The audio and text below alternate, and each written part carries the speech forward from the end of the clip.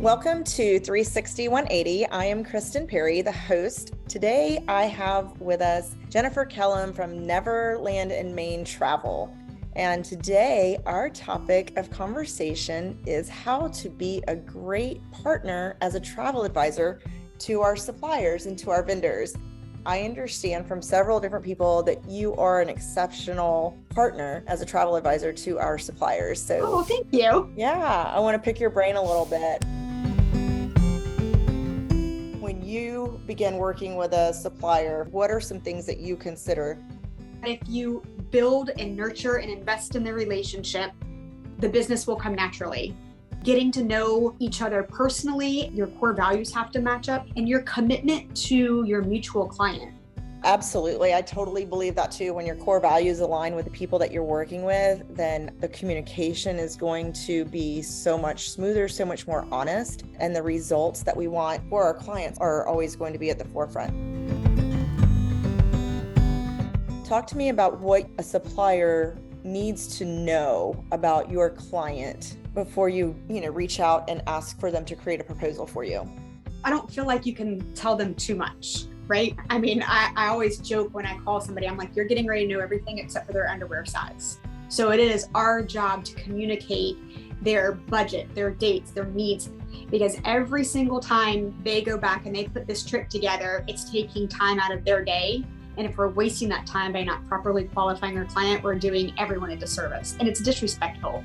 And I don't think there's anything wrong with reaching out to the supplier and saying, listen, I have never sold this destination. Before I jump on a call with this client, tell me the types of things that you need to know before I come back to you with a quote request. That's not a display of not knowing how to do your job. It's admitting where your weaknesses are and letting them complement that with their strengths. I think it's so important because just like, we're guiding our clients, we can count on our suppliers to help guide us with what we need.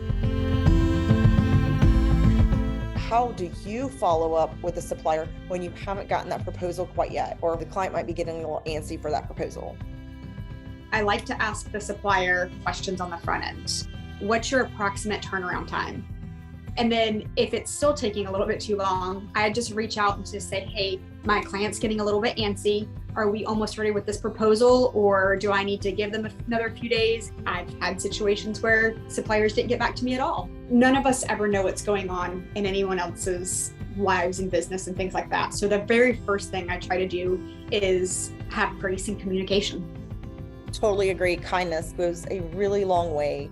Well, and as travel advisors, we don't want to look bad. And we feel like if a supplier takes too long, it's making us look bad. But that is also part of managing those expectations and asking those questions on the front end. What is your approximate turnaround time so that I can manage my client's expectations, but also I can manage my own? To me, another way that we can be exceptional partners for our suppliers is just to get out of that what's in it for me mentality. Exactly.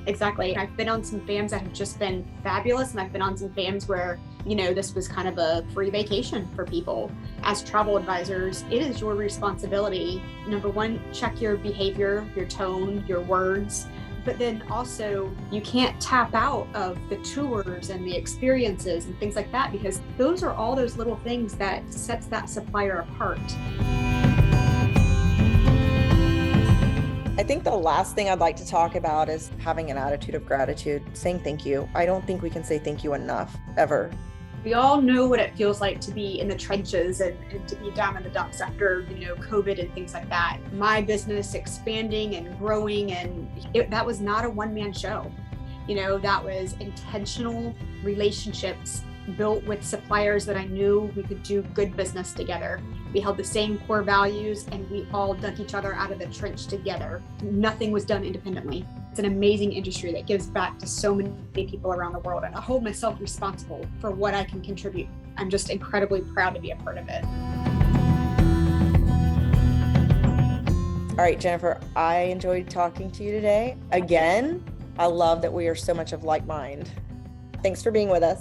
Thank you. 360 and 180, brought to you by iWorld of Travel. Expect more, do more, know more.